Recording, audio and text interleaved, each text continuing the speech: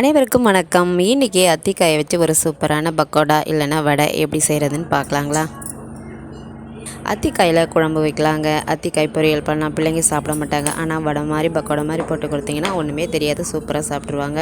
அத்திக்காயை நல்லா பால்லாம் போக நல்லா காம்பெல்லாம் எடுத்து கழுவி சுத்தம் பண்ணிவிட்டு அதை ஒரு உரல்கல்லை வச்சு தட்டினீங்க அப்படின்னா ரெண்டாக உடஞ்சிருங்க.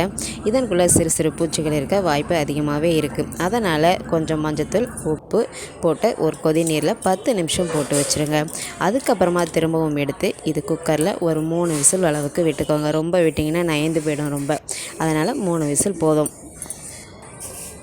இப்போ தான் நம்ம தீஷா கிச்சனை முதன்முறையாக பார்க்குறீங்க அப்படின்னா சப்ஸ்கிரைப் பண்ணிவிட்டு மறக்காமல் பக்கத்தில் இருக்க பெல் பட்டனை கிளிக் பண்ணிக்கோங்க.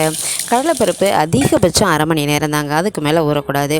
குக்கரில் நல்லா அத்திக்காயை வேக விட்டு எடுத்து வச்சுருக்கேன். அதை மசிச்சிடலாம் கையாலேயே. கிட்டத்தட்ட வாழைப்பு வடை பக்கோடா போடுவோம் இல்லைங்களா, அதே மெத்தடு தாங்க.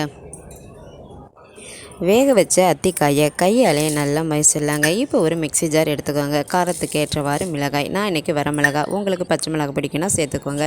சோம்பு, அதன் கூட நம்ம ஊற வச்சுருக்கோம் இல்லைங்களா, கரெக்டாக அரை மணி நேரம் போதும் இந்த கடலைப்பருப்பு ஊறுறதுக்கு. அதுக்கு மேலே ஊற வச்சிட்டோம் அப்படின்னா வடையோ பக்கோடாவோ மதன்னு இருக்கும். இந்த மாதிரி ஊற வச்சிங்க அப்படின்னா நல்ல ஒரு கரகரப்போடு இருக்குங்க. தேவையான அளவுக்கு உப்பு சேர்த்து கொஞ்சம் கூட தண்ணி சேர்க்கவே கூடாது. சொட்டு கூட தண்ணி ஊற்ற வேண்டாம். நல்லா திக்காக அரைச்சி, எந்த இடத்துலையுமே தண்ணி சேர்க்கலைங்க. நல்லா கரகரன்னு அரைச்சிட்டு நல்ல பொடிசாக நறுக்கின சின்ன வெங்காயம் தான். பெரிய வெங்காயம் சேர்த்திங்க அப்படின்னா அதுவுமே தண்ணி விட்டுரும். கொஞ்சமாக மஞ்சத்தூள், இதனோட கொஞ்சமாக அரிசி மாவு, பச்சரிசி மாவு தாங்க சேர்க்குறேன். இப்போது வேக வச்சு நல்லா கையால் மதித்து வச்சுருக்கோம் இல்லைங்களா அத்திக்காய், அதையும் இதனோடு சேர்த்து நல்லா கையாலே ஒன்று போல் பிசைஞ்சிக்கலாம்.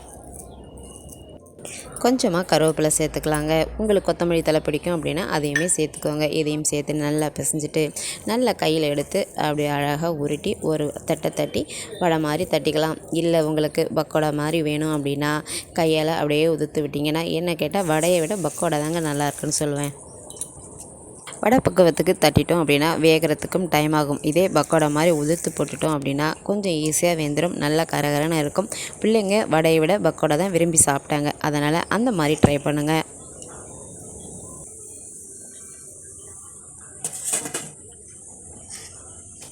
உங்களுக்கு இஞ்சி பூண்டு பிடிக்கும் அப்படின்னா அதையுமே மாவோடு சேர்த்து செஞ்சு பாருங்கள். உண்மையிலே அத்திக்காய் வடையை விட பக்கோடா ரொம்ப ரொம்ப ரொம்ப டேஸ்ட்டாகவும் நல்ல கரகர முறுமுறுன்னு இருந்தது. பிள்ளைங்களும் விரும்பி சாப்பிட்டாங்க. சரிங்க, இன்றைக்கி நான் ஒரு சிம்பிளான தயிர் சாதத்துக்கு தான் இந்த பக்கோடா வச்சு சாப்பிட போகிறேன். உங்களுடைய வேலைகள்லாம் முடிச்சுட்டு நேரம் இருக்கும் பொழுது வீடியோ பாருங்கள். பிடிச்சிருந்தா லைக் பண்ணுங்கள், ஷேர் பண்ணுங்கள், சப்ஸ்கிரைப் பண்ணுங்கள். தேங்க்யூ ஃபார் வாட்சிங்.